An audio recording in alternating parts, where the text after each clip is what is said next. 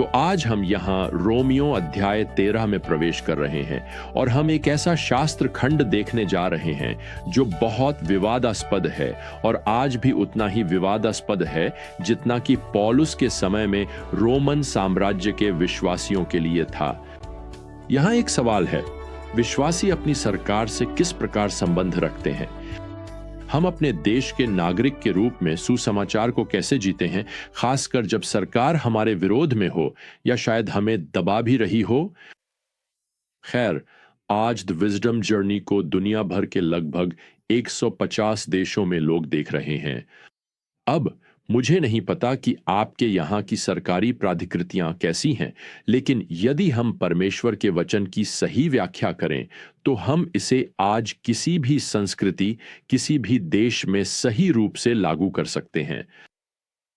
अब जैसे जैसे हम इस खंड का अध्ययन करेंगे, 5 सिद्धांत हमारे अध्ययन में स्पष्ट होंगे और यहाँ पहला सिद्धांत है, सरकार के अधिकार के प्रति समर्पण करना परमेश्वर की आज्ञा है। पौलुस यहां अब अध्याय 13 में पहली आयत में लिखते हैं, हर व्यक्ति को शासकीय अधिकारियों के अधीन रहना चाहिए। यह क्रिया अधीन रहना वास्तव में एक सैन्य शब्द है जो एक उच्च अधिकारी के प्रति समर्पण को दर्शाता है। अब ध्यान रखें, यह अधिकार का विषय है, गुण का नहीं। दूसरे शब्दों में, कोई निम्न पद का सैनिक अपने वरिष्ठ अधिकारी से बेहतर व्यक्ति हो सकता है, उसका चरित्र बेहतर हो सकता है, लेकिन पौलुस यहां चरित्र की बात नहीं कर रहे हैं, वह अधिकार की बात कर रहे हैं। वह बस ये कह रहे हैं कि एक निम्न पद का अधिकारी अपने वरिष्ठ अधिकारी के अधिकार के अधीन रहे, उसकी आज्ञा माने। तो एक विश्वासी के लिए नागरिक अधिकारियों के प्रति आज्ञाकारिता दिखाना मुख्य बात है। ध्यान रखें, सरकार का अधिकार परमेश्वर के अधिकार से कम है। इसलिए यदि आपकी सरकार आपको परमेश्वर के वचन का उल्लंघन करने का आदेश देती है तो उनकी आज्ञा का उल्लंघन करना चाहिए और परमेश्वर की आज्ञा माननी चाहिए। यहां दूसरा सिद्धांत है, मानव सरकार परमेश्वर की रचना है।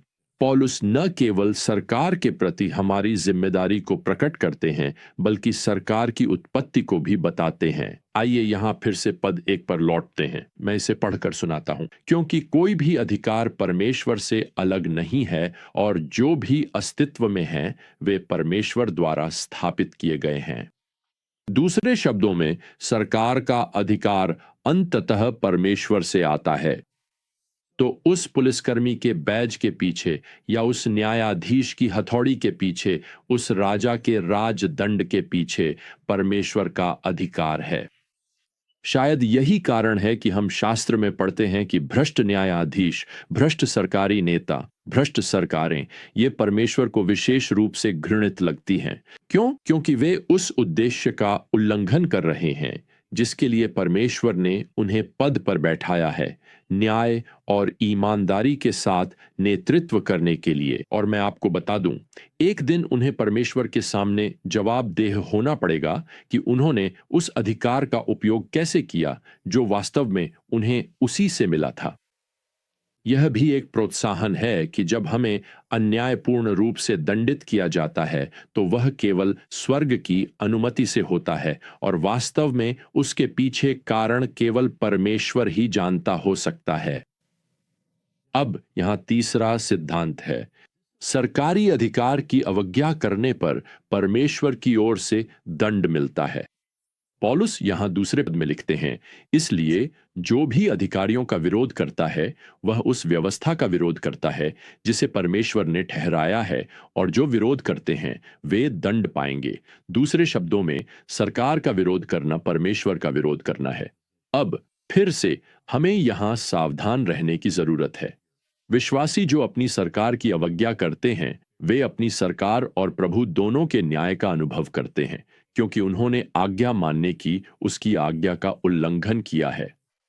मसीहियों को सच कहें तो आदर्श नागरिक होना चाहिए और शासकीय अधिकार का सम्मान करना चाहिए, लेकिन यह उन कानूनों और नियमों से संबंधित है जो बाइबल की आज्ञाओं का उल्लंघन नहीं करते। उदाहरण के लिए, अगर कोई स्थानीय कलीसिया भवन के नियमों और अग्नि सुरक्षा नियमों की अनदेखी करती है, तो सरकार उस कलीसिया को दंडित करेगी और परमेश्वर भी उससे अप्रसन्न होगा। लेकिन अगर किसी कलीसिया को सुसमाचार प्रचार करने से मना किया जाए या मसीहियों को बाइबल पढ़ने या प्रार्थना करने से रोका जाए, तो हम आज्ञा का उल्लंघन करेंगे। हम उन प्रेरितों की तरह होंगे जिन्हें प्रेरितों के काम अध्याय 5 में यीशु मसीह के नाम में प्रचार करने से मना किया गया था और उन्होंने इनकार कर दिया था। उन्होंने आज्ञा का उल्लंघन किया। वास्तव में उन्होंने कहा, हमें मनुष्यों की अपेक्षा परमेश्वर की आज्ञा माननी चाहिए। अब यहां चौथा सिद्धांत है। अच्छी सरकार का न्याय परमेश्वर के स्वभाव को प्रकट करता है। पौलुस यहां तीसरी आयत में आगे बढ़ते हैं। वह लिखते हैं, क्योंकि शासक अच्छे काम के लिए नहीं परंतु बुरे काम के लिए भय का कारण होते हैं। क्या तुम अधिकार रखने वाले से न डरना चाहो? तो भला करो और उससे प्रशंसा पाओगे, क्योंकि वह तुम्हारे भले के लिए परमेश्वर का सेवक है। परंतु यदि तुम बुरा करो तो डरना चाहिए, क्योंकि वह व्यर्थ में तलवार नहीं रखता। वह परमेश्वर का सेवक है, जो बुरे करने वाले पर परमेश्वर का क्रोध उतारने वाला प्रतिशोधी है। इसलिए केवल क्रोध के कारण ही नहीं परंतु विवेक के कारण भी अधीन रहना चाहिए। अब यहां चौथे पद में प्रतिशोधी शब्द का अर्थ है वह व्यक्ति जो दंड देता है। गलत काम करने पर दंड मिलते हैं। वैसे सरकार का यह परमेश्वर द्वारा दिया गया एक मुख्य उद्देश्य है, न्याय को लागू करना, समाज में तलवार का प्रयोग करना। अब सावधान रहें। सरकार अपराधियों को दंड दे सकती है, यह कानूनों को लागू कर सकती है और इस प्रकार बुराई को रोक सकती है, लेकिन यह शामिल लोगों के दिलों को नहीं बदल सकती। एक अपराधी का दिल बदलने वाली, लोगों को बदलने वाली एकमात्र चीज है सुसमाचार के माध्यम से परमेश्वर की शक्ति, और यहीं पर हमारी भूमिका आती है। इसीलिए कलीसिया को प्रभु से मिली अपनी मिशन पर कायम रहना चाहिए। वैसे हमारा मिशन ये नहीं है कि बुरे लोगों को बेहतर बनाया जाए। हमारा मिशन तो ये भी नहीं है कि अनैतिक लोगों को नैतिक बना दिया जाए। क्यों? देखिए, मसीह के बिना एक नैतिक या अच्छा व्यक्ति भी उतना ही खोया हुआ है और न्याय की ओर बढ़ रहा है जितना कि एक बुरा व्यक्ति। हमारा मिशन है दिल तक पहुंचना। और सुनिए, जब यीशु लोगों के दिल बदलता है तो वे अपने अपने क्षेत्रों में ईश्वर भक्त वकील, ईश्वर भक्त राजनेता, ईश्वर भक्त शिक्षक, सेल्समैन, डॉक्टर, मैकेनिक, कलाकार, गृहिणी, संगीतकार आदि बनकर अपने संसार को प्रभावित करेंगे। लेकिन अंततः आइए याद रखें कि कलीसिया का मिशन अस्थायी सुधार नहीं है, यह शाश्वत रूपांतरण है। अब रोमियो 13 में यहां एक और सिद्धांत मिलता है। यह है, सरकार को हमारा समर्थन दिया जाना चाहिए, और इसका मतलब है आर्थिक समर्थन। और हां प्रियजनों, इसका मतलब है कर देना। पौलुस यहां छठे पद में लिखते हैं, इसी कारण तुम कर भी देते हो, क्योंकि अधिकारी परमेश्वर के सेवक हैं जो इसी काम में लगे रहते हैं। मैं आपको बताना चाहता हूं प्रियजनों, पहले शताब्दी में हर मसीही जो रोमन साम्राज्य में रह रहा था, वह पौलुस से इस सवाल का जवाब जानना चाहता था, और हम भी आज इसे जानना चाहते हैं।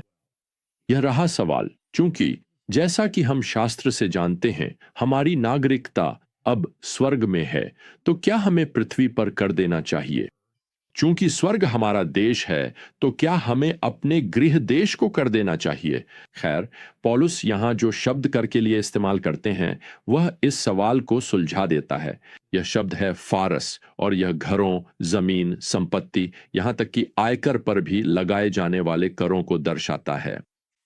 पौलुस इसे अगले पद में और भी स्पष्ट करते हैं, जहां वे लिखते हैं कि हमें देना है, यहां वे लिखते हैं जिसे कर देना है उसे कर दो, जिसे राजस्व देना है उसे राजस्व दो।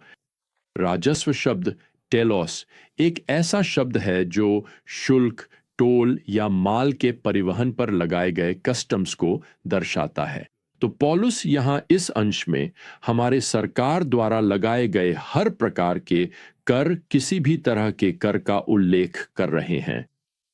अब आज मेरे देश में रहने वाले लोगों के लिए इसमें आयकर, बिक्री कर, उपयोगिता कर, संपत्ति कर, पूंजीगत लाभ कर, विरासत कर, शिकार और मछली पकड़ने के लाइसेंस शुल्क, ऑटोमोबाइल कर आदि शामिल हैं और यह सूची लगातार बढ़ती जाती है। मैं आपको बता दूं, सरकार कर वसूलने में वाकई बहुत माहिर है।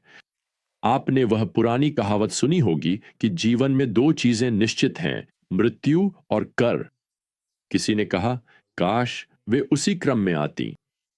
सुनिए, कोई भी कर देना पसंद नहीं करता। अब पौलुस यह नहीं कहते कि हमें सिर्फ इसलिए कर देना चाहिए क्योंकि हमें मजबूर किया गया है, बल्कि इसलिए देना चाहिए क्योंकि परमेश्वर ऐसा चाहता है।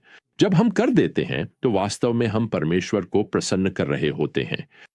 सोचिए जरा, वास्तव में 7वीं आयत कहती है कि हमें जिसे आदर देना चाहिए उसे आदर दो, जिसे सम्मान देना चाहिए उसे सम्मान दो। खैर, निश्चित रूप से यह परमेश्वर का सम्मान और आदर करने से शुरू होता है, लेकिन इसमें हमारे माता पिता, कलीसिया के अगुवे, राजनीतिक नेता, पर्यवेक्षक, स्कूल प्रशासक भी शामिल हैं। हर कोई जो हमारे ऊपर किसी अधिकार के स्थान पर है, उसे उनके पद के लिए एक हद तक सम्मान मिलना चाहिए। और प्रियजनों, मैं आपको बताना चाहता हूं कि सम्मानजनक होना, कर देना, ये दोनों अनूठे कार्य और भावनाएं हैं। ये हमारे देखने वाले संसार के सामने एक विशिष्ट मसीही गवाही प्रस्तुत करते हैं। जस्टिन मार्टर, जो पहले शताब्दी में भारी उत्पीड़न के बीच जीवित एक कलीसिया के अगुवा थे, उन्होंने अपने समय के राजनीतिक नेताओं को यह लिखा था। उन्होंने लिखा, हम सभी लोगों की तुलना में अधिक तत्परता से आपको साधारण और असाधारण दोनों प्रकार के कर देने का प्रयास करते हैं। हम केवल परमेश्वर की उपासना करते हैं, लेकिन अन्य बातों में हम खुशी खुशी आपकी सेवा करेंगे, प्रार्थना करते हुए कि आपकी राजसी शक्ति के साथ आपके पास विवेकपूर्ण निर्णय हो। तो मैं आपको बताना चाहता हूं, यही सही दृष्टिकोण है, यही सही कार्य है, आज भी यही सही भावना है जो अंततः आपके देश में जहां भी आप रहते हैं यीशु मसीह का सम्मान करेगी। तो अगली बार तक प्रियजनों, प्रभु यीशु मसीह की अनुग्रह, परमेश्वर का प्रेम और पवित्र आत्मा की संगति आप सभी के साथ बनी रहे। आमीन।